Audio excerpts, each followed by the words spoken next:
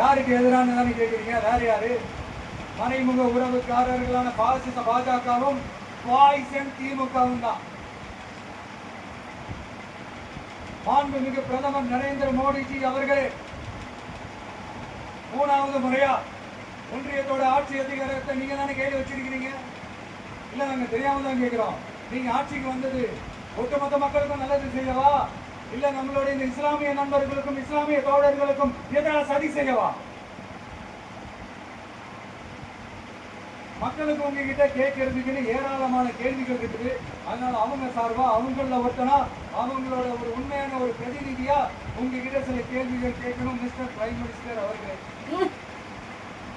நம்ம தமிழ்நாட்டு மீனவர்கள் கிட்டத்தட்ட ஒரு 800 பேருக்கு மேல இலங்கை கடற்படையால தாக்கி அழிக்கப்பட்டிருக்கிறாங்க. அதை கண்டிக்கிறதுக்காக உங்களை பெருசா எதுவும் செய்ய சொல்லல. சின்னதா ஒண்ணு மட்டும் செஞ்சு கொடுங்க. இனிமேலாச்சும் எங்களுடைய மீனவர்கள் பாதுகாப்பா இருக்கிறதுக்காக இந்த கச்சத்தீவை இலங்கை கிட்ட இருந்து மீட்டு கொடுத்துருங்க. அது போதும். உங்களுடைய இந்த முரட்டு பிடிவாதத்தால நீங்க நடத்துற இந்த நீட்டு தேர்வு, அதனால இங்க என்னென்ன நடக்குதுன்னு சொல்றதுக்கு மனசு வலிக்குது. அதனால அந்த நீட்டு தேர்வு தேவையில்லைன்னு அறிவிச்சிருங்க. அது போதும். செய்திகளாக நரேந்திரபாய் தாமோதர் மோடிஜி அவர்களே பேசுறேன் சுவையில் பாருங்க.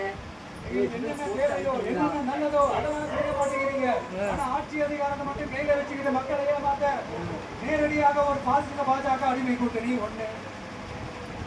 அடுத்து உங்களோட இந்த மைனாரிட்டி ஆட்சியை ஓட்டுறதுக்காக மறைமுகமாக RSS அடிமை குடும்பம்னு இன்னொரு கூட்டணி. இப்படி மக்கள் சக்தியே இல்லாத இந்த ஊழல் கட்சிகளை மிரட்டி அடிப்படையை வச்சு 2029 வரைக்கும் சொகுசு பயணம் போயிடலாம்னு திட்டம் தீட்டி வச்சிருக்கீங்க. அதானே ஜி? என்ன ஜி? ஒண்ணு மட்டும் சொல்றேன், என்னதான் நீங்க இந்த நேரடி மறைமுக கூட்டணி சுத்திகரணம் போட்டாலும் தாமரை இலையில தண்ணியே ஒட்டாது. தமிழக மக்கள் மட்டும் எப்படி ஒட்டுவாங்க?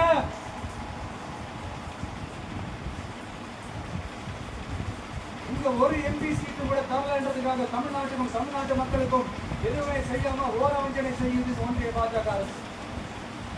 தங்கம் வச்சு தமிழ் வளர்த்த மண் இந்த மதுரை மண்.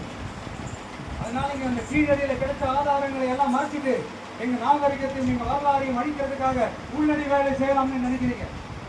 தமிழ்நாட்டை பத்தி என்ன நடக்கும் நீங்க பல உதாரணங்கள் இருக்குது. அதனால இதையெல்லாம் மறைச்சிட்டு எங்க மக்களை ஏமாத்திடலாம்னு மட்டும் நினைக்காதீங்க. மத நல்லிணக்கத்திற்கு பெயர் பெற்ற இந்த மதுரை மண்டலத்தை சொல்றேன்.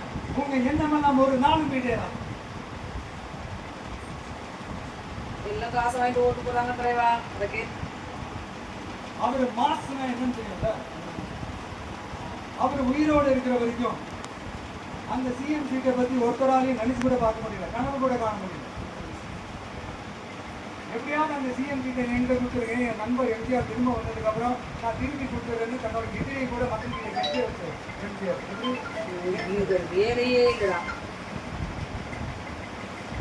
அதனால